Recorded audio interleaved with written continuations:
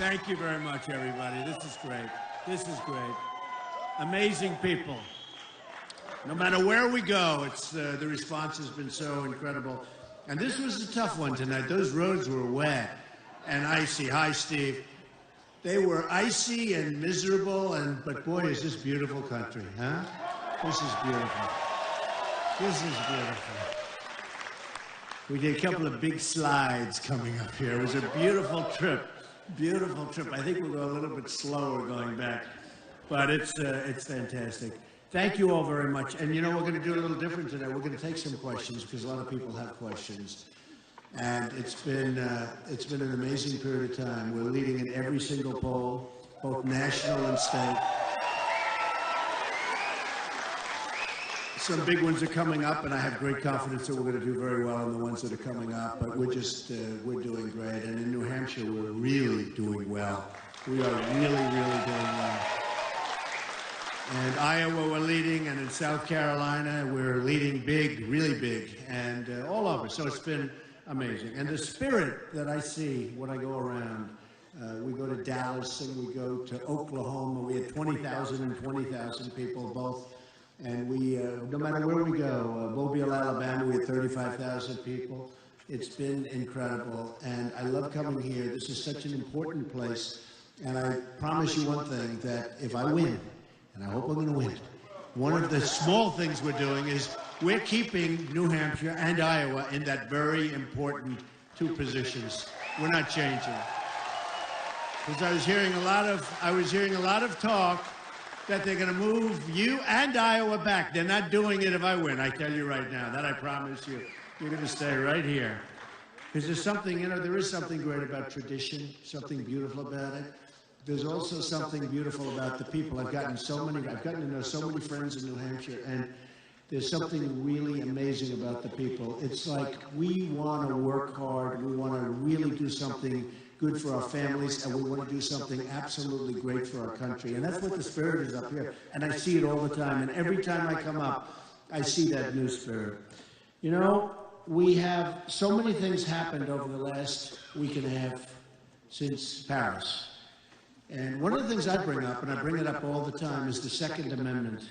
Because when you look at that slaughter that took place, you know, Paris is one of the toughest gun zones anywhere in the world. You can't have a gun. And France also can't have a gun. It's virtually impossible to get one. And you look at those places where it was carnage, it was horrible. A horrible thing to watch and a horrible thing to see. And the aftermath was just disgraceful. And I can tell you, if people in that room, some of them, not many, you don't need too many, if a few of these characters, I'm looking at a couple of them, stand up, let me see, stand up. If that guy happened to be in the crowd, and if he had a gun, they would have had a couple of killings, but they wouldn't have been the good guys, they would have been the bad guys, right? They would have been the bad guys. Sure. So, you know, you have people that want to hurt the Second Amendment, they want to do all sorts of things to it, and they want to weaken it, and when you look at what happened there, when you look at some of these gun-free zones where the bad guys walk in, it's like target practice. And how about, not long ago, we had the 6 soldiers killed. And 2 of them were world champion shooters. They were great soldiers. All of them were great soldiers. 2 of them were champion shooters. They couldn't have a gun. That's going to end immediately because on our military bases, let me tell you, and then recently, as you know, at the school right here, where it was a gun-free school, gun-free area, gun-free zone, and I think the police did an amazing job. They got there so quickly, or it would have been much worse. But it was still a horrible thing. And when you look, though, at what took place in Paris, and they said, move over, boom, move over, boom, nobody could protect themselves. And so we have to really cherish and protect our Second Amendment, and I will be the best at it. Believe me.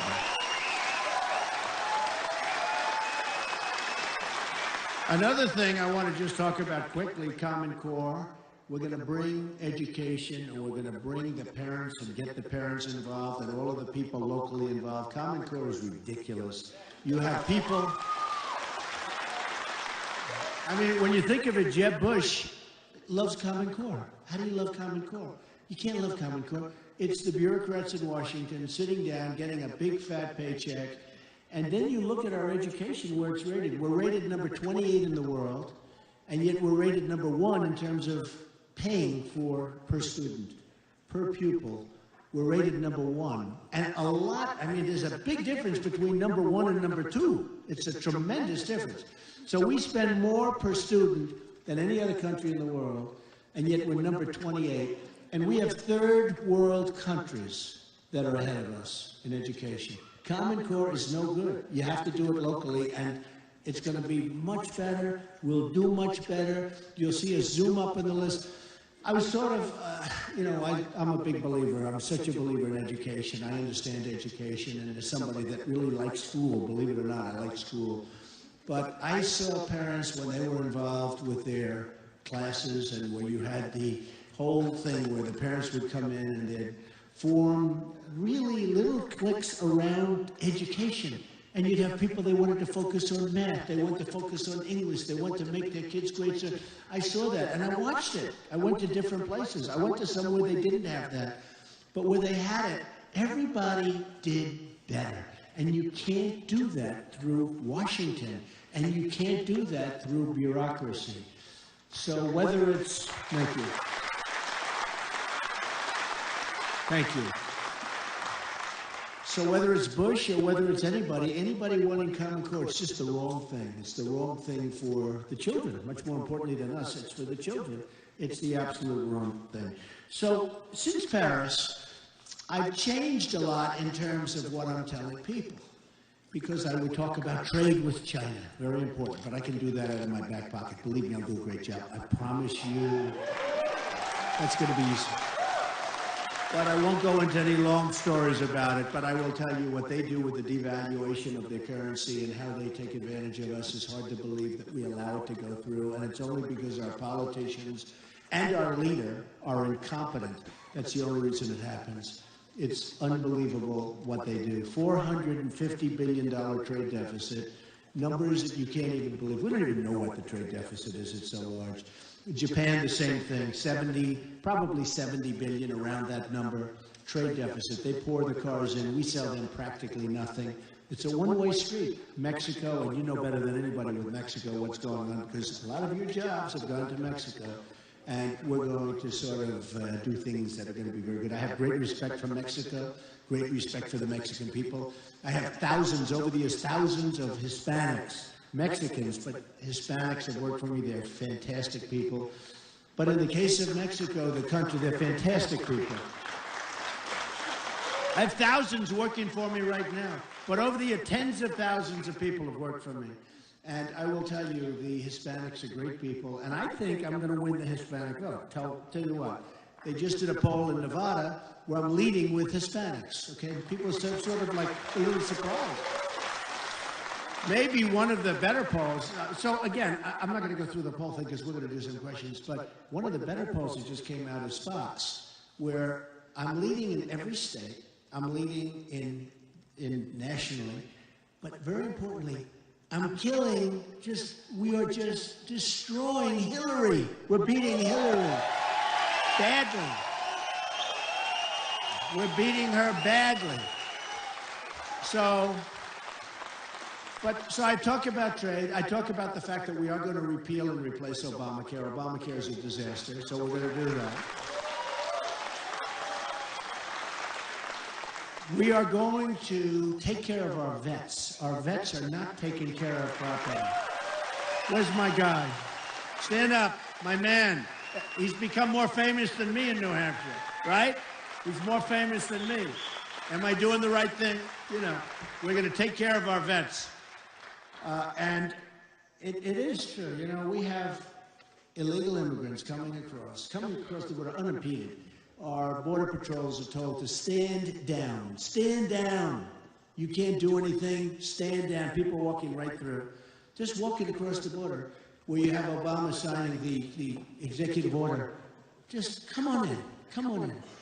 You either have a border or you don't have a border. Very simple. Very simple. And if you don't have a border, you don't have a country. You don't have a country. So we're going to build a wall. It's going to be a great wall. It's going to be a real wall. It's not going to be a penetrable wall. And people are going to come into our country, but they're going to come in legally. They're going to go through the process. They're going to come in legally, and that's the way it's going to be. And I want people to come in, and you want people to come in. And I don't want to lose a lot of our great talent. You know, we have students that come from Asia and come from all over. And they go to Harvard, and they go to Yale, and they go to Penn, and they go to all of the great schools. They go to Stanford. And as soon as they're finished, boom, they have to get out. It's unbelievable. Those people have to get out.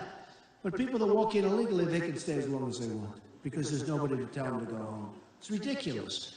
So we want to have that for Silicon Valley. We don't want to have a case in India where a person went to a great school, was a great student, had to leave the country, didn't want to leave the country, fought, lost, went to India, opened up a company that he was going to open up here, has now 5,000 employees. I mean, we don't want to lose that. So we want people coming in, we want people coming in, and especially we want talented people. We want job producers coming in.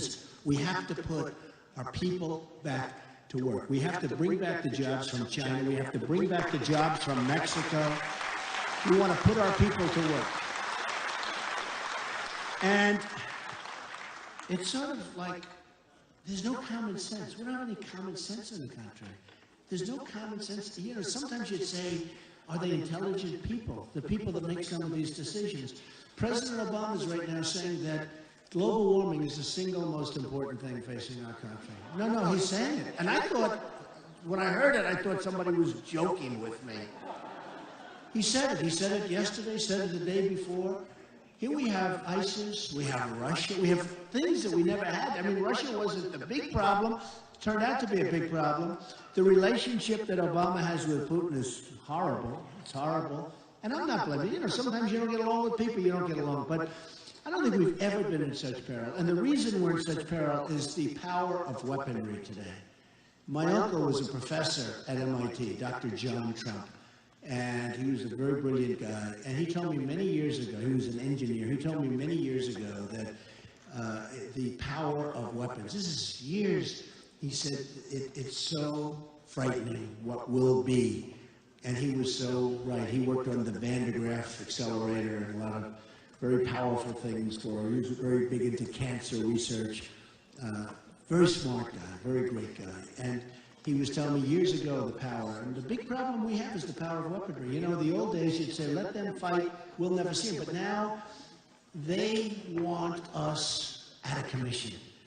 And we can't let this happen. So we have to be really vigilant. We have to be very smart. I took a lot of heat from the press. A lot of heat when I said we have to be vigilant with the mosques. I mean, you know, they would say, oh, well, you shouldn't do that. That's not nice. I mean, something's wrong. Something bad is happening. Something bad is happening. And we can't be the stupid ones that sit back and say, oh, we have to be very strong. We have to be very vigilant. Something really dangerous is going on. And we have to be sharp. I wrote in the book, America, the America We Deserve. I talked about Osama bin Laden. That was in 2000, 2 years before the World Trade Center came down, right? See, she nodded. But it was a book that I wrote, and I heard this guy. He was a terrorist. He was a guy with a big mouth, and he was saying what he's going to do to the country. And I just wrote in the book that Osama bin Laden, bad guy, we better do something. He's going to crawl under a rock, I think I said. And we better do something with him. And then a year and a half later, the World Trade Center came down. I would have done something with him, I tell you, because he was talking bad stuff, and we didn't do anything.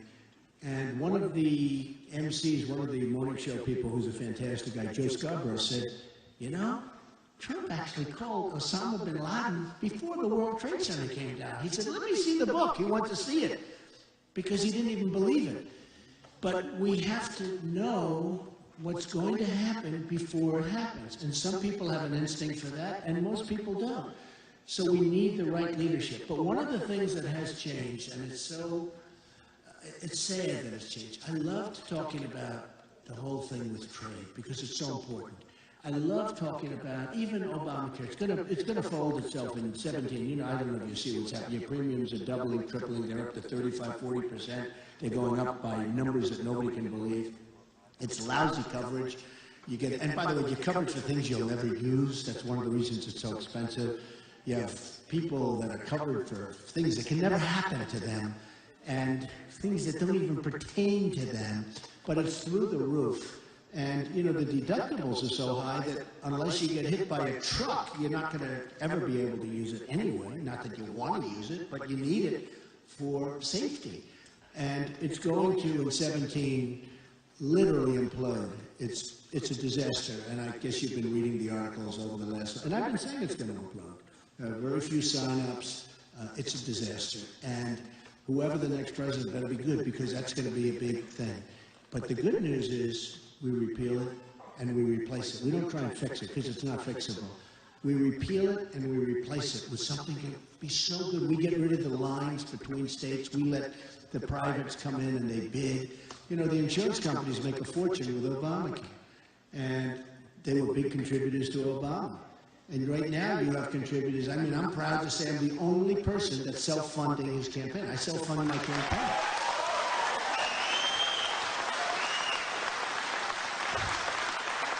I mean, you look at all of these people, whether it's Bush with over $100 million, got $125 million, I don't think it's going to help him. I see more ads. I see, turn off the television, I can't watch another one of those ads. And he doesn't go up. But I see the other, this guy Kasich, I mean, he writes this phony ad about me, it's terrible. By the way, I'm beating him, think of it. He's the governor of Ohio. I'm killing him in Ohio in the poll. Killing him. Killing him. But when I look at the money that these guys, they raise money and they spend a lot of money, but they're all controlled by the people that put up the money. And who knows the game better than I? I mean, I was on the other side. You know, I've only been a politician for about 5 months. I hate to say it. I'm embarrassed to tell you that. No, you know, I mean, think of it.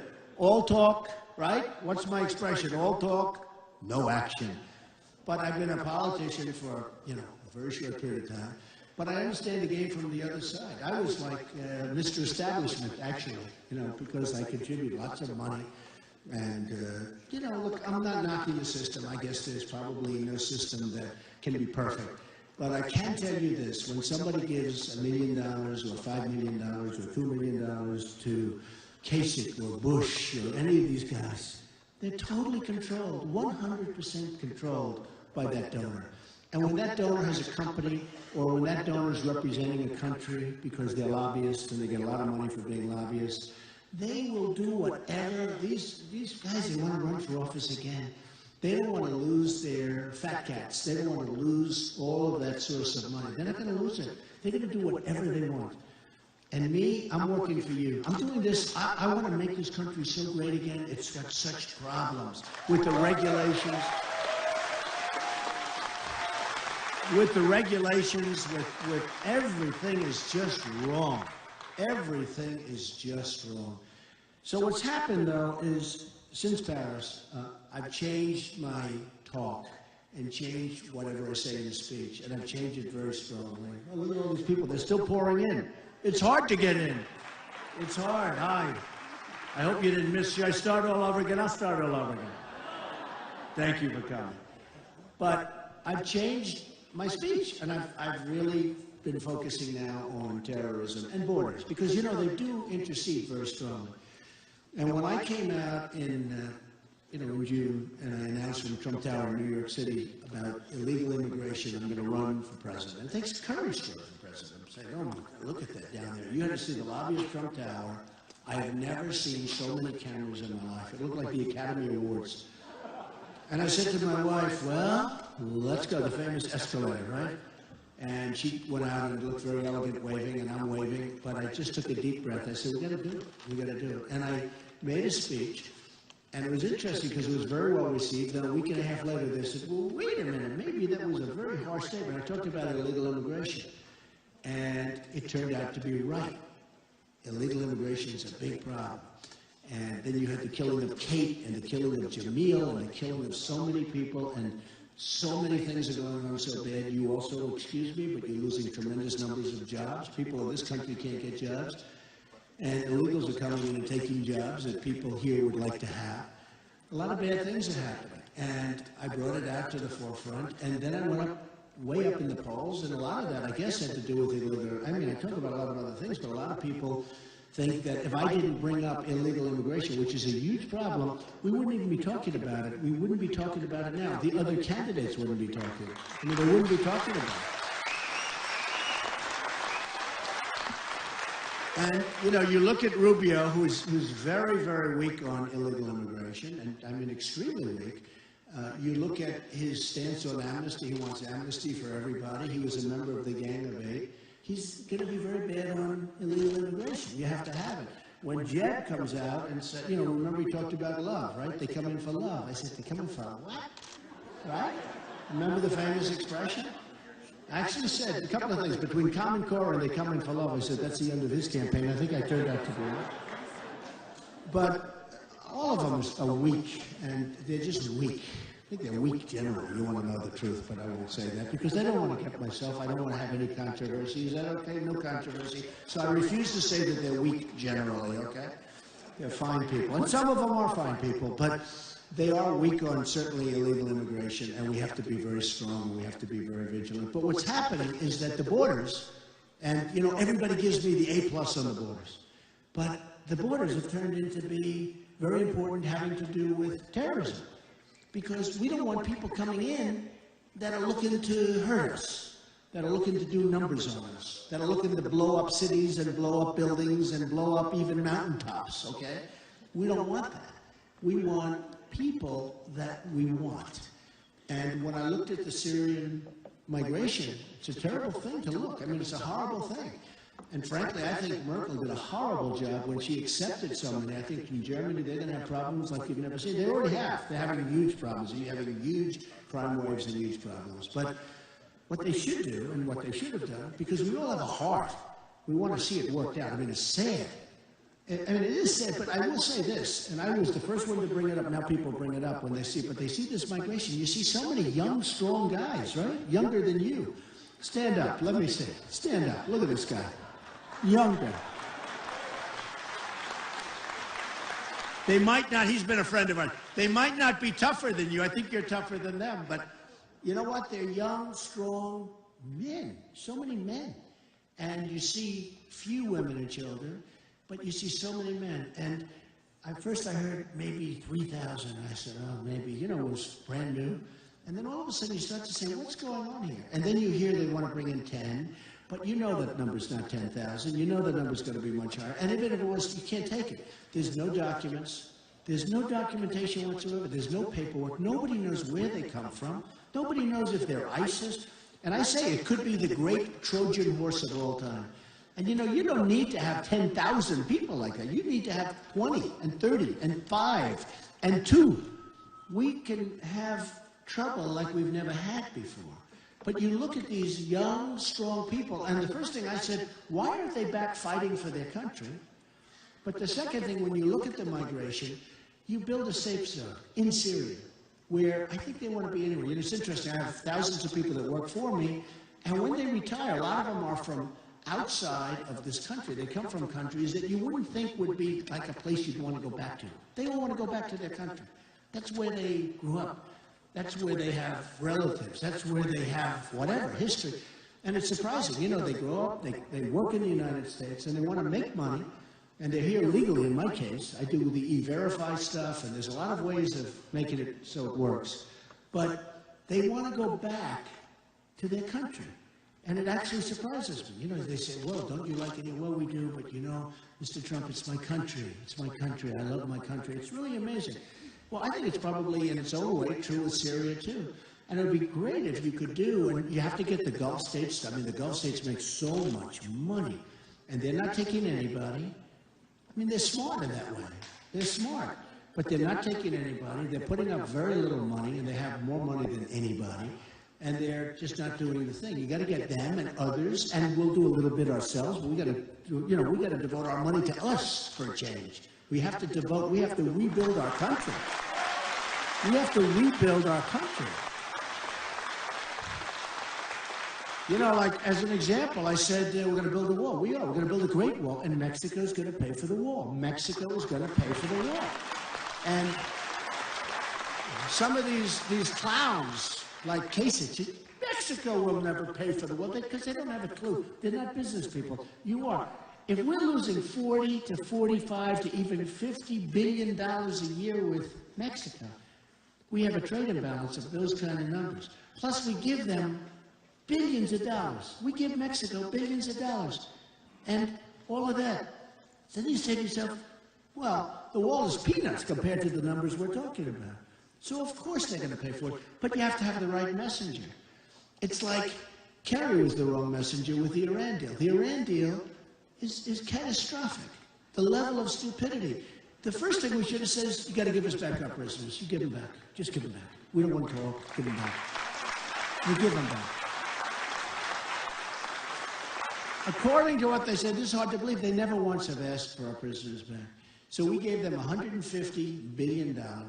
We gave them, in some cases, self-inspection. In other cases, 24 days, but the 24-day doesn't start for a long period. It's got a whole process, like a legal process, right?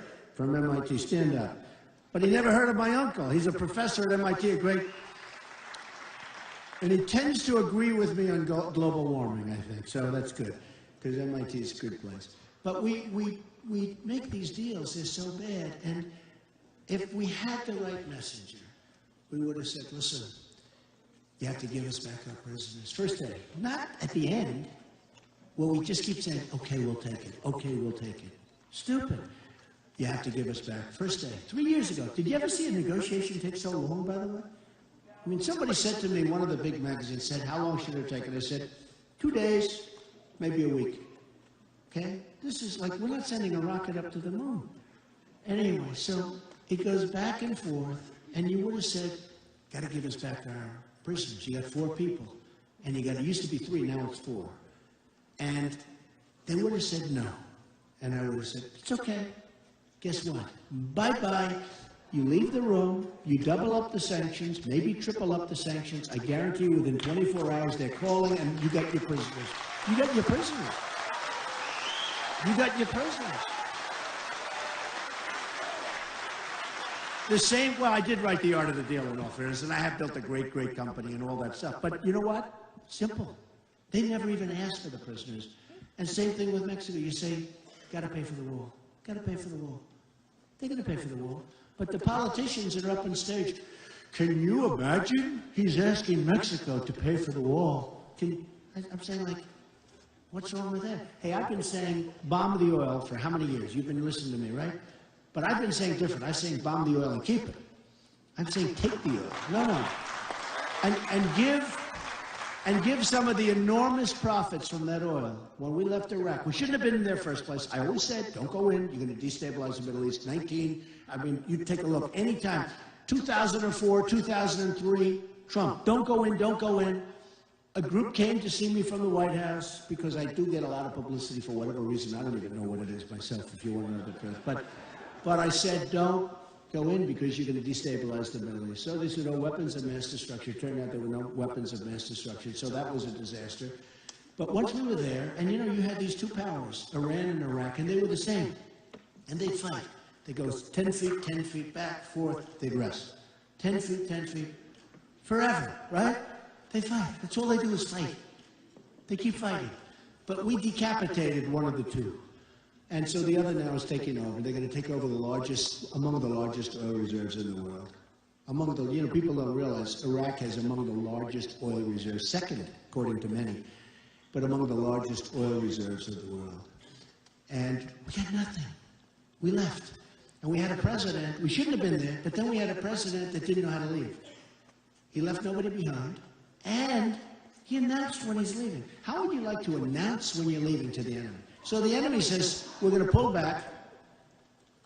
I know exactly what they said. They said, nobody can be that stupid. This is what the soldiers said. This is what their generals said. This is what their leaders said. They said to themselves, this can't be. This has to be a bluff. Nobody can be that stupid. But let's assume he's stupid because he's made so many other dumb mistakes. So let's assume. Remember, he picked the day that he's leaving. Is that right, my man? Is that right? Stand up. This guy is the most loyal guy. Does he love the veterans? Right? Everybody knows him. I know him. He's practically at every speech I make in New Hampshire, and he's a real loyal guy. He's a great guy. But we got it, what? He said, I'm focused on the veterans. I'm the only one that has a plan. It's right. I'm the only one that has a plan. I have a real plan, too. Thank you. Thanks. I have a plan that works. I have a plan. You know, the veterans wait, and some of it's really bad here, but because New Hampshire's a huge veteran state, disproportionately large. But we put in a plan, very complex and all, but something that really works and works well. The veterans sometimes wait 4, 5, 6 days in a waiting room before they can see a doctor. What kind of stuff is that? They saved us.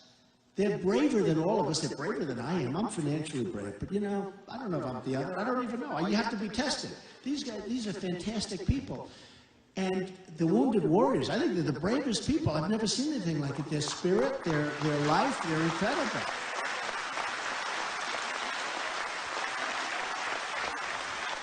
But they go to a hospital and they wait.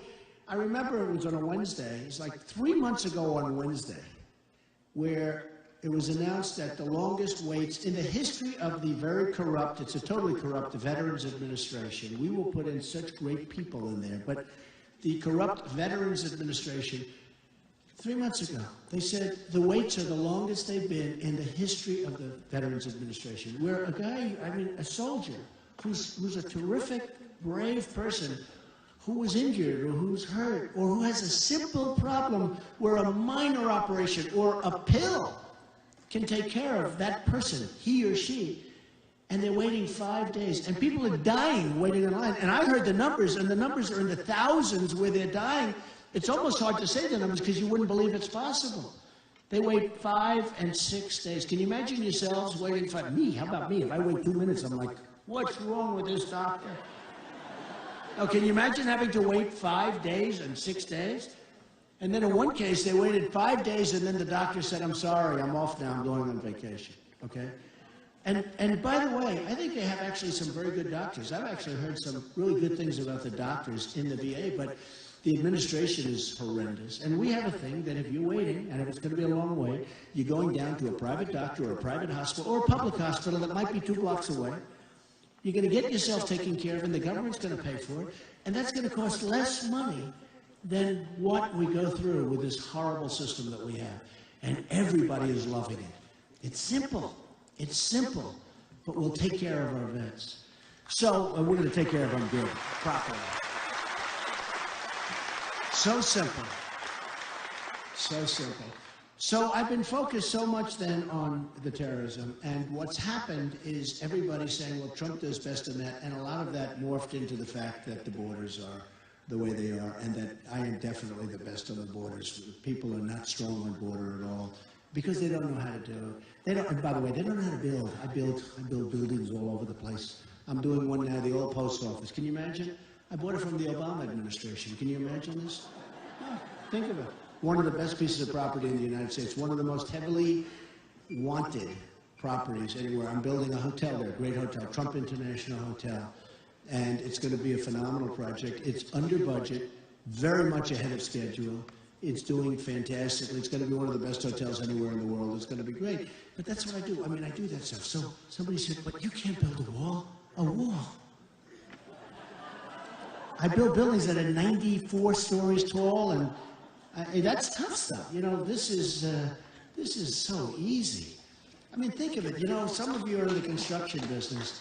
Think of garages. You know the concrete plank that goes 60, 70, 80, 90 feet, right? Concrete plank for garage floors. It's precast.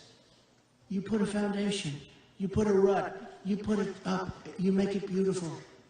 You put a little design in the concrete. You can do that easily. Because someday, you know what it's going to be called, right? The Trump wall. We have to make it beautiful. We have to make it beautiful. We have to make it nice. And that wall will be higher than this building. Nobody's going to drive their trucks. You ever see the picture in one of the magazines where they drive the truck? The wall's over here. They build a ramp. From Mexico to the United States, they build a ramp. Up the ramp, down the ramp, sell the drugs, come back with money. We get the drugs, they get the money. How stupid are we? How stupid. This one, if you ever get to the top of that sucker, you're going to be looking down, you're going to say, help. Okay? Now, we're going to build a real wall. You know one of the reasons they never got the wall built? You know, a lot of people wanted to build the wall. A lot of people were against illegal immigration that are now very much for it, essentially. But a lot of people wanted to build the wall. You know one of the reasons they couldn't build the wall? They couldn't get their environmental impact statements done. Can you believe this? They had, it's sand. So maybe it was turtles, maybe, I don't know. They couldn't get, you can imagine what these environmentalists got paid for this environmental impact statement. They went years, they couldn't get, this is a true story. They couldn't get their environmental impact statement done. Now, another one I heard, this can't be true. And that's why I say it for the press, because they'll say Trump said, but I mean, it can't be true. It's too crazy. But I said, bomb the oil, take the oil. You got to take the wealth away from ISIS, right? So I've been saying for a long time. They've been saying, that's ridiculous, that's ridiculous. Well, after Paris said, boom, they started bombing. Can you imagine? France is the one that started. France is leading us. It's amazing. It's amazing. He's looking, he's saying, it's amazing. But you know what? Hey, I give the police in France, I give them a lot of credit. They did a good job. They went in there. That was not easy. They did a good job. I think they did a great job. But I've been saying bomb the oil. One of the reasons Obama didn't want to bomb the oil is because of the environment. Can you believe this? He didn't want to bomb the oil because of the environment. There's tremendous environmental pollution going into the air. Now, I don't know if that's true or not, but it sounds like it's true. As stupid as it is, it sounds like it's true. He didn't want to pollute the air, so therefore let ISIS grow and let ISIS become rich and make $1 million, making $1 million a day with their oil. So France went in, they started, and one of those things. But I would bomb it. I would then keep it. I would then make deals with the big oil companies who can go in there so fast. If you ever saw these people put up a rig, you wouldn't believe what they can do. And we'll rebuild it. Knock the hell out of it, and then don't worry, we'll rebuild it. Don't try and save anything. And then, and I'm telling you, and I just alluded to it, but I would take tremendous amounts. I would keep it. I would keep it. To the victor belong the spoils, We're the only one. We're the only country where you win a war and we leave. We leave. What did we get? In Iraq, we spent $2 trillion, thousands of lives killed, lives all over, thousands. We don't even know how many, thousands of lives. Wounded warriors who I love all over the place, right? And then we'll leave. We'll leave. And now Iran's taking over, Russia's taking over, they're all taking it. We did all of this. We were there for years. We get nothing. We get nothing. Those days are over. Those days are over. But one of the things I wanted to do, and I've said this for years, and the people that know and like Trump, one of the things comes out in the poll that I have the most loyal people. That people say, he can do anything. He can do anything. So I don't know if that's right, but they say that I have the most loyal people. Others, if you sneeze, they drop you. Me, I can sneeze, I can say things that I think are right. Like, you notice what's happening in New Jersey? They're now finding a lot of people are saying, yeah, that did take place in New Jersey, right? I wasn't going to apologize. I wasn't going to apologize. A lot of things happened today where they were dancing and they were happy. There were a lot of happy people over in New Jersey. And I saw it, and a lot of people saw it, and I'm getting hundreds of phone calls, and a lot of other people are too. And things are all of a sudden materializing. So people said, you should apologize. I said, I don't apologize. Hey, if I'm wrong about something, I want to apologize. There's nothing wrong. What? Who was it? What did they say? Oh, Bernie. Oh, Bernie's finished, man. Tell Bernie. Yeah.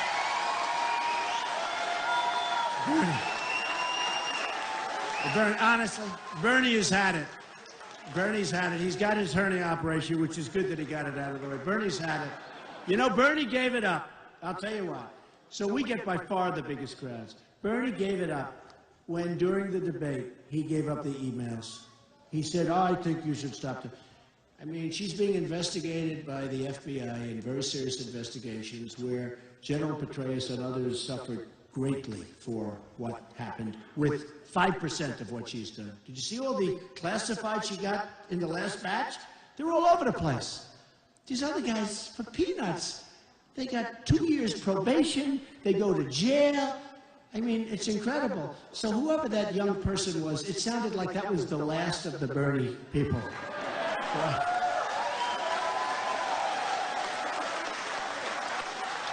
I said, you know, when Bernie did that whole thing with the email, like, oh, that's fine, you know, I said, that's a great soundbite for 10 seconds. And that's the end of his campaign. I was right. He's, by the way, not getting the crowds in him. It's over for Bernie. It's over for Bernie.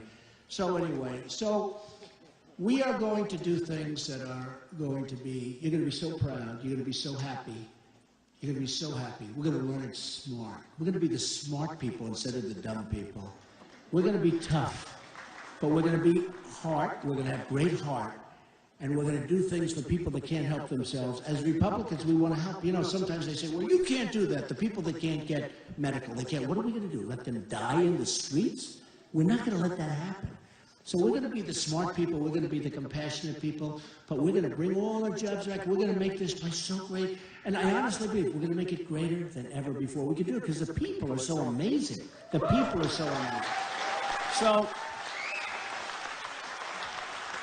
So I've been very focused on security, and I've been really focused on it, and I've really been thinking a lot about it, and we're going to have great security, and we're going to do things that people never thought were possible. And you're going to be proud of me, and I'm going to be proud of you, and we're going to all get up and vote. You know, the last time, people let us down. Should have happened. Something should have happened. A lot of people didn't vote. I mean, in all fairness. Now, there was not a lot of spirit for Mitt. In all fairness, a lot of people. If the people got up and voted, that election would have been a whole different story. People that should have voted for the Republicans. So instead, we got 4 more terrible years with Obama. We can't let that happen. You know, I backed McCain, he lost. I backed Mitt Romney, he lost. This time I said, now I'm going to do it myself, right? I'm doing it myself. No, I'm doing it myself. So what I want to do tonight, and, you know, well, I don't look forward to that drive down that hill with the ice stuff. Let's just stay here all night. Let's wait till the... What I want to do is let's take a few questions, and we'll do a little question and answer period, which is a little different. Okay? Come on. Do you have a mic out there, folks? Okay, here he is. Go ahead. Right over here is perfect. Sure, go ahead. Good-looking guy. My name is Daniel Ward. I'm a civil engineer. I did. Live in Bridgewater. Hold that mic a little higher so it doesn't bend down. It's like he's bending down to pick up a piece of paper. No, what I want to ask you is about your patriotism. Right. One of the things I keep saying to myself is you don't really need this. You don't need to be the next president of the United States. And being a president used to be a position of a lot of prestige and honor, and it just doesn't seem like it's that anymore. It's tough. And one of the things I respect about you is I feel that you genuinely care about this country, and you have a deep-seated love for America. You're a patriot, and if we were being invaded and I had to jump in a foxhole with an M16, I'd want you right there with me. I know we would. But I want to ask you. I want to ask you the source of that. Was that something in your childhood? What makes you just love this country and the way that you do? Well, thank you very much. Boy, I picked a good guy for that first question. Huh? I knew I liked him. Thank you. I love the country. I've seen what it can do. I didn't serve. I haven't served. And frankly, I had deferments because of college, like a lot of people did. Numerous deferments because of college, and I had a foot thing, and I had deferment for that. At some point, I probably would have. I was also in the draft, and I got a very high number. I think it was 356. Can you believe that? During the middle of the Vietnam War, I had a very, very high draft number, almost at the end. In fact, I got in about 4 numbers late, and they kept going, numbers. I said, oh, I guarantee my number must have been one of those early numbers. But it turned out that was one, look, that was a rough war. And there's another war, what do we get out of it? We gotta get things out of it. When we use our military, a lot of people say, like Jeb and Hillary, they said, Trump's tone, his tone. We need tough tone. We have to have tough tone. They're cutting off our heads. They're chopping our people's heads off. If they're a Christian, their heads are coming off in the Middle East. We need a tough tone. So what happened is I always felt a little guilty And I was always, like other people, frankly, that didn't serve, because I have people that did serve, and I have friends that served, and they're very proud of it. Some are no longer with us because of the fact that they served. They're very brave in many ways. But I've done a lot of things. I built, as a lot of the folks know, the Vietnam Memorial in New York with a group of folks that were fantastic. I contributed a lot of money.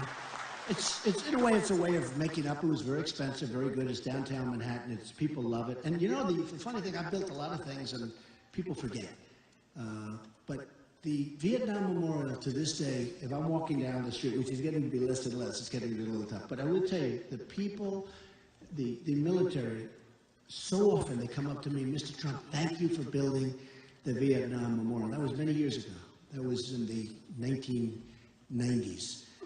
Thank you so much for building the Vietnam Memorial. They still thank me for it. They remember it. You know, the people remember. The military, they have unbelievable heart. Another thing that happened, I think it was 1996, I got a call from Rudy Giuliani, and I got a call from a few other people. The Veterans Parade, the Memorial Day Parade, which was our big parade, they moved it to Riverside Drive. Riverside Drive has no people.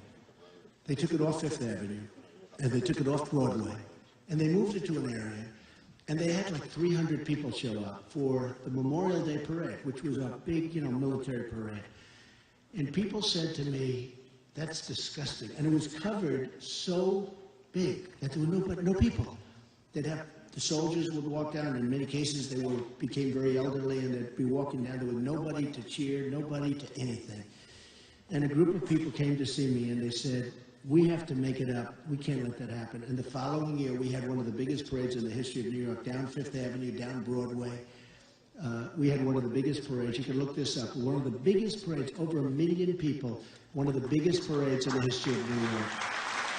So, which was one of my proudest days. To be honest, that was one of my proudest days, because you had to see, the first year was so horrible to see it. And boy, did the news play that up. Nobody cares, nobody cared. And we all cared, but we had to do something about it. So it cost a lot of money, but we pulled off something, and I pulled off something in that case that was something I'm very proud of, really proud of. So I love the country. I want to see great things for the country, and we will see great things for the country. Okay? Okay, question? Who's got another mic? Do you have a mic over here? Go ahead.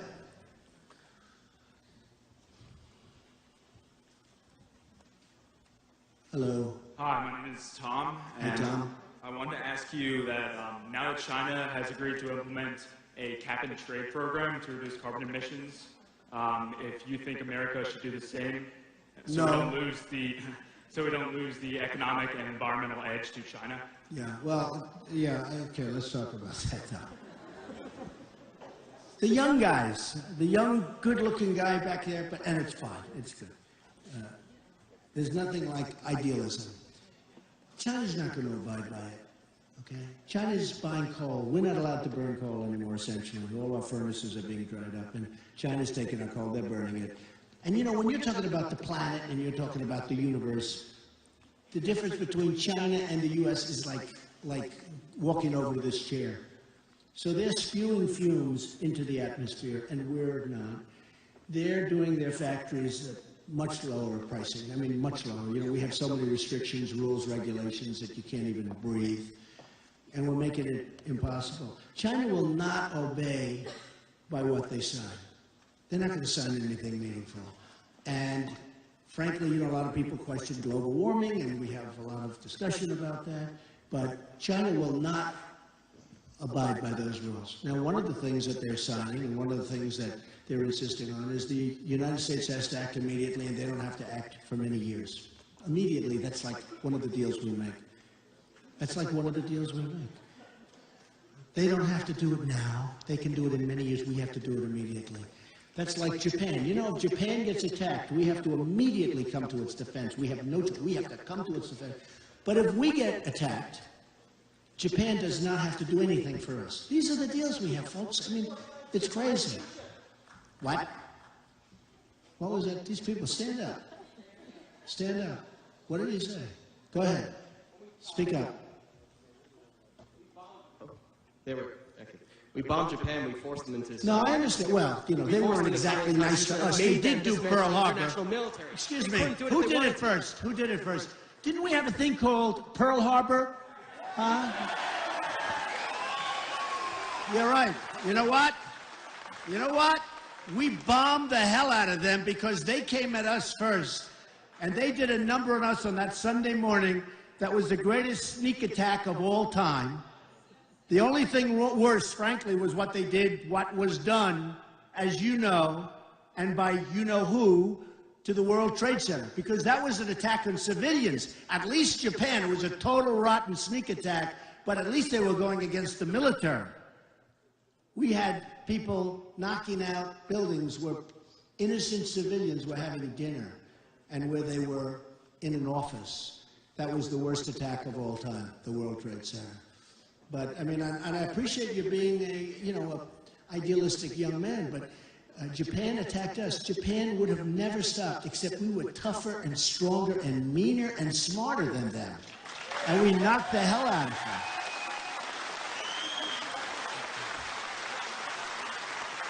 Isn't it amazing how, I mean, young guy, good guy, but isn't it amazing how quickly people forget, though? Isn't it really? There's a case of it. Look what we did to Japan. We don't want to do that. So it's one of those things. Okay, how about another question over here? Go ahead, any place. Just give somebody a mic, yeah. He's not a very aggressive guy with a mic, but he's a good guy. He's the least aggressive mic person I've ever seen, but he's great. Okay, go ahead. Look at this man. Hi. How are Thank you? you for coming to Waterville Valley. Thank you. We really appreciate it. Thank you. Thank you. My name is Barry Fish, and I live here in Waterville. And my question revolves around Medicare and Social Security. Right. I'm I love 1 that month question. away from collecting. I'm 65 years old. I'm 1 month away from collecting. Really? Wow. I'm one of the fortunate ones. But we all know Social Security and Medicare is becoming insolvent. I've got a young... Well, that's largely because our country is insolvent. You know that. If we I can have a make our young country gentleman- rich, you know, it's a great question, though. That's important. People have signed up for Social Security. They've paid into Social Security. They've been spending a lot of money like you have all your life. And then you get these politicians. They say, we want to cut it down. We want to raise the age. We're going to give you much less than you bargained for. No, no, no, no. I'm not doing that. Now, we're going to get rid of the waste, fraud, and abuse. You know, there are thousands and thousands of cards that are going to people that are 112 years old. Did you see that? Thousands. It's like hundreds of millions of dollars where the cards are going to people that are 112 years old. Thousands of cards. Okay, all that stuff goes. That's just bad management, and nobody's surprised to hear it this time. But we're going to make our country rich again, and we're going to take care of our Medicare, and we're going to take care of our Social Security, and we're going to be able to do it. We're going to be able to do it easily. We got to bring our country back. We got to get our jobs back and all of this, and then Medicare and Social Security will take care of itself. I mean, I was watching Ben Carson the other day say he wants to get rid of Medicare. Medicare actually works, okay? There's abuse, and there's fraud, and there's things that are going on that shouldn't be going on, but we'll take care of that. But Medicare is a program, I think you know, that works. And I just think it's unfair that people who have spent their life paying in, and they paid in a lot, and all of a sudden they're going to raise the age by 4 years, and they're going to do all sorts of things. No, that's not going to happen with me. Not going to happen with me. We're going to make our country rich again, and we're going to save as it is, but in a better form. But we're going to save our Social Security and our Medicare. Okay? Thank you. And I think I'm the only one that says that of the Republicans. I think I'm the only one that says that. And frankly, I'm the only one that can do it because in order to do it, you have to bring in a lot of good things. Go ahead. Yes. Go ahead. Sure. Good evening, Mr. Trump. How are you? Good. Today is World AIDS Day. Today is World AIDS Day. Yes. Good. World AIDS Day. Yes. As a successful businessman, you know a good investment when you see it. Our partnership with the Global Fund to fight AIDS, malaria, and tuberculosis saves about 100 lives a month. Right. It's a very well-documented track record of success. Right. If you're president, will you make sure the United States continues to fund its full 1/3 share of the Global Fund? Honestly, it sounds good to me. I have to look. But it sounds really good to me. Okay? It really does. I mean, that's the kind of thing we should be doing. I love it. Okay? Sounds good to me. Totally. Go ahead. Right there. Look how excited she is. Oh, boy. Look at that. Look at the excitement in her eyes. That's called youth. Okay. Hi, Mr. Trump. I have a question for you. Uh-oh, this could be a killer question, too. You know, it's always the one that you least suspect. Okay, go ahead. I'm going to college in a couple of months. How will you make college affordable for the middle class? Okay, good. By the way, it is a question going around to all over New Hampshire and Iowa, in particular these two places, South Carolina. It is a question that I get probably more than any other question. I get a second question, too, because kids are borrowing up to the hilt. They're working hard. They're going to nice colleges. They're doing well. They're good students. They get out. They can't get a job. So the best thing I can do is I'm going to make sure when you get out, you're going to get jobs. That's the most important thing. But the other thing, look how she's so happy. Stand up again. I love her, the enthusiasm. Isn't that beautiful? Look at her. I think I could give her a really horrible answer and she'd love it, you know? But we're going to make it because, you know, one of the only programs that the United States makes a lot of money on is college loans, right? They make a lot of money. And one of the things I want to look into, because in all due respect, these colleges, they're going through the roof. How come they're going up so much? Why are they going up, right?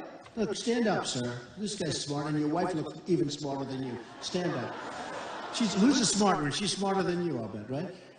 But it's true, right? We have businesses, and you know, it's 2%. These colleges are going through the roof. And I think one of the reasons, thank you, I think one of the reasons they're going through the roof very simply is because the college loan is given out by the United States. They give out these vast percentages of the student aid and of the loans that students are borrowing. And these colleges they're just going up too fast. There's something going on. And you look at the kind of salaries paid to the heads of the colleges, it's like they're running a business, a real business, a big business, and we have to stop that from happening. And with that being said, we have to do something with the interest rates because the kids can't afford it. They can't afford it. You have kids going to colleges, they can't afford it. They're being now if you listen to Bernie Sanders, everything's free. The problem with that is your taxes are going to go through the roof. There's nothing that's free. You know? Because I'd like to say politically, darling, congratulations.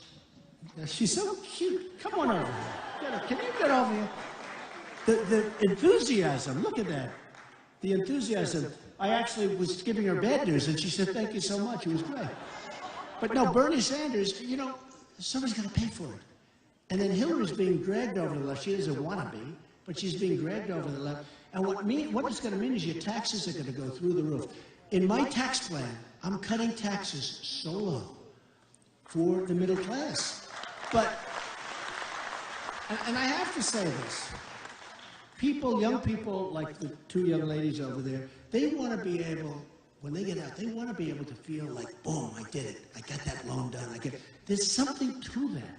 But we can't have a plan where, I mean, basically, look, he's a socialist, I guess. That's what you'd say. I say he's a communist. If you look at some of the stuff, nobody knows what the hell he is. I don't think he knows what he is, if you want to know the truth. But he has a plan where if everybody gets free everything. That will destroy the colleges. It'll destroy our incentives. It'll destroy our youth. But we have to do something with the cost of colleges. It's too high. It's gone up too fast. There's something going on there. And one of the reasons is the money is coming in. It's going to the students. The problem is the students are on the hook for it. And we're going to get those college costs down, and we're going to get those interest rates down, okay? And we're going to get you jobs. When you finish, you're going to have jobs. Because the biggest problem, they graduate, and they don't have any jobs. Okay, we'll do one or two more. Go ahead. Go ahead. Go ahead. Thank you. First of all, love the hair, feathered and leaf. Love the hair. He's the best. Love the hair. I love this guy. Beautiful. Okay, thank you. It is mine. You know, so do I take abuse with his hair. Thank you very much. I like your hair. I'll trade you right now, believe me. It's an honor. Thank you. Thank you. So as successful as you are, to be successful, what do you suggest young adults, much like myself, should major in university? Okay, so I love that question. So I'm successful. What? Because I make speeches about success. I love the concept of doing that, and I do that. I give a lot of money to charity because they pay me a lot of money, and I give that money to charity. And I will tell you, you have to do something you love. You have to. And, well, he's going to run in the Trump campaign. I love that, but I appreciate it. But you have to do what you love. And I've seen it. I've had so many different stories, but I've seen it. A lot of friends will call me and they'll say, Donald, and they're successful guys in many cases. They'll say, could you see my son and my daughter, and could you talk about success? And I'll see that they like it. I'll do it. It's hard sometimes. You know, you're busy, a little bit busy. Excuse me, I can't do it now. I'm running for president. Right?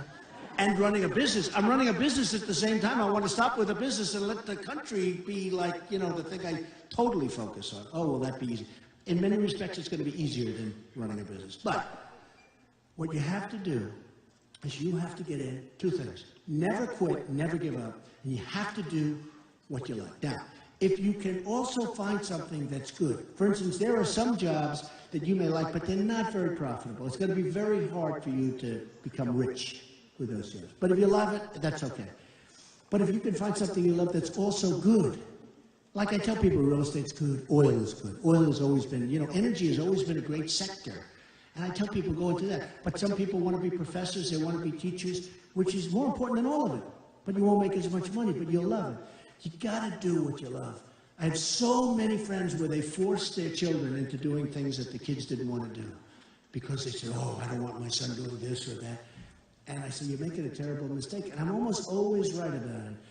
If you do what you love, and if you never, ever quit, because I've seen guys, I've seen people that are really, I went to the Wharton School of Finance. I've seen some of the people that graduated with me were really, like, beyond smart. But they were missing that stick-to-itiveness, you know, that thing where you don't quit. And other guys went with me, and they were not as smart, but they were really driven, totally driven. They'd never leave, they'd never quit. They would never, ever quit. And they became tremendously successful. And the smarter people, and they were smarter, the smarter people weren't as successful, and in some cases weren't successful at all because they gave up and they quit. So do what you like and love your parents and all that stuff, but say, Mom, Dad, I love you, but this is what I love, this is what I want to do. But listen to them because they also know what they're doing, believe me. But never, ever quit. Go after it, okay? Such a beautiful question. Beautiful guy. Beautiful guy. So, well, should we end this or do a couple of more questions? More? More. All right, well, we'll do a couple of more then. Give that guy in the red hat. I see he's been up there so long, and he looks like my kind of vet, right? No, I'm actually not a vet. Okay, go ahead. My name's Dennis Wagner. I'm from Littleton, New Hampshire. I want to make a little bit of a statement and then a question. My concern is the civil decay we have in society today. Right. We can see it. It's very prevalent with this Planned Parenthood. And if you remember, think back, one of probably the biggest cases in the past 10, 20 years was Kermit Gosnell, the beheading of the fetuses in Philadelphia. Right. It's been a very big subject. So with that horror and that carnage in mind, and you can see how when a bill is enacted, as the Roe versus Wade thing, all of these things tend to decay, and just devolve into this butchery that we see now. Right. Will you try to defund that and repeal Roe versus Wade? Yeah, well, the answer is yes, defund. The other, you need a lot of Supreme Court justices, but we're going to be looking at that also very, very carefully. But you need a lot of Supreme Court judges. But defund, yes, we're going to be doing that. Okay? Okay. How about one of these young guys right over there? Go ahead. Good question, by the way. Very good question. So I'm kind of going to go off of the one that was one before the last, but what's one thing that you can tell young kids, or people my age, and all the kids to come, that the America that you're going to make great, how can we keep it great so that it's great for our kids and right. from that? Well, good. Very good question. So, I have children, and Ivanka, everybody knows Ivanka. She's very hardworking, very smart, very good person. She's doing a great job. She just finished up Trump National Doral in Miami, hundreds of acres of land right in the middle of Miami. Now, She's very much involved in the old post office, and she has her own business. She sells shoes and dresses, and I mean, she's very entrepreneurial. People ask me, what do you do? You know, I'm getting credit, and I hope, you know, I knock on wood, because, you know, all of a sudden, somebody that was good, and who knows what happens. You know, it's very fragile out there. It's very fragile. I've seen people doing really well, young children, and all of a sudden you find out they have a huge drinking problem or a huge drug problem. But one of the things that people ask me, and they ask me a lot, is what do you do about your children? How do you keep your children? You know, because my children all work hard and they love it and they do well at it. And they're asking me a lot and more about my children. And I say, you know, since they were little, since they could barely speak, I'd say no drugs, no alcohol, no cigarettes. No drugs, no alcohol, no cigarettes. And they're this big. They're this big. And I remember Ivanka looks, Dad, you're driving me crazy every time you say that. But I'd say it once a week, twice a week, 3 times. No drugs. She didn't even know what drugs were. She didn't know what alcohol was. Didn't barely know what it was. But before they even knew what these things were. And I would just drum it into them. And I see it as so important because I have friends that are very smart. They have brilliant kids. Go to Harvard. One of them I know went to MIT, and he had a tremendous problem because he had a drinking problem.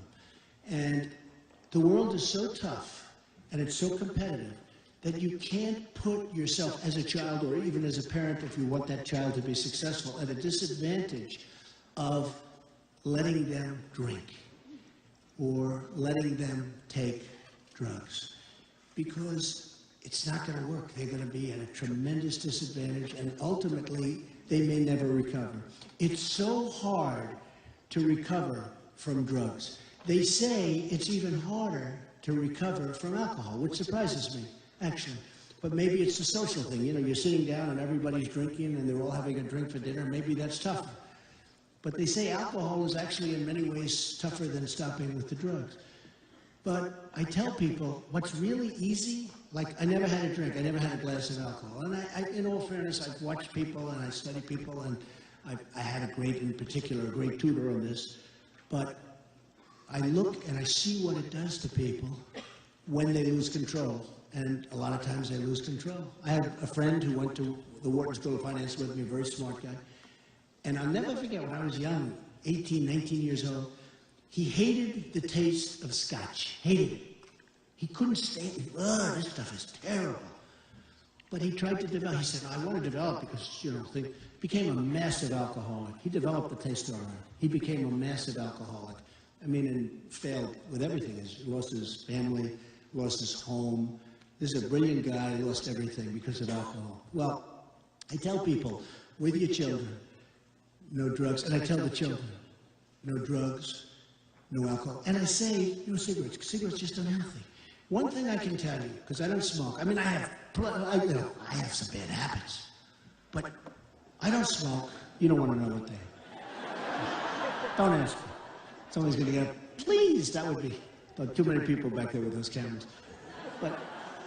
But I say to people, if you don't drink, it's so easy not to want alcohol. If you don't smoke, I watch people smoke, it looks terrible to me. You know, it's dry, it's terrible. But I have friends, they gave up smoking, and they can't do it. And they look at somebody smoking, to them it's like, oh, boy, I wish I could have that cigarette. You know, just that one more cigarette, then it turns out to be a disaster. But if you don't drink, and if you don't take drugs, your children, meaning your children, are going to have a tremendously enhanced chance of really being successful and having a good life and having a happy life. And one other thing, I'll say this is a little interesting for some people, I hope. I have found, I deal with the richest people in the world. Carl Icahn is supporting me. Carl Icahn is one of the great businessmen of the world, and I'll put him in charge of China. I'll say, Carl, do me a favor, take a look at the trade pacts. He'll come back, no way, meaning no way will they get away with it, okay? Believe me, we have the greatest business people in the world, but we don't use them. We use political hacks. No, it's true, we use guys that give donations. We use donors. They give donations and we get them into government. I will say this, we have people that if we use our people correctly And if we get away from this world of horrible, disgusting politics, we will be able to do things that we've never, ever been able to do as a country. I mean, we will be able to do some things that will be absolutely amazing. But anyway, just to finish, no drugs. Do you smoke cigarettes? Do you take drugs? Don't tell me. No? Kid, good-looking kid. Looks like, do you want to be a movie actor? You should be able to stand up. Look how handsome this kid is. Hey, by the way, you're very handsome, too. I have to... He's a handsome... They got a lot of handsome people up here. But you don't take... Do you drink? Not good. Wow. Okay, he's going to be successful. Going to be successful. Good question. No drugs, no alcohol, no cigarettes. All right, we'll do one more. How about one more? You want? Okay, come on. This young man right here, who I met backstage, who's going to take care of his father, right? I'll bet he's going to give me a good question. Go ahead. What will my life be like when I'm older if you become president? That's a great, that might be the best question. I hate to tell you. Okay, so here's what my hope would be. That if I become president, your life will be much better than it would have been if I didn't become president. It's as simple as that. Yeah? It's as simple as that. And I'll go one step further. If somebody else becomes president and they're not good, they don't do the job, they don't do what they have to do, your life will not be as good. It just won't be as good. So if I become president, I will promise you I'm going to work so hard. I won't care about my company. Somebody says, oh, will you have a company? I don't care about that. I don't care. You know, it's wonderful. It's great. The kids will run it. The executives, I have good executives, they'll run it. My 100% focus is going to be making the United States of America much better for you than it could be under any other person. Okay? We love you, man. Take care. Take care of your father. Thank you, everybody. This was great, and I appreciate it. And get out and vote. Get out and vote. We got to get out and vote. Last time they didn't vote. We got to get out and vote. We're going to do a real job. Thank you. Thank you, everybody. Thank you.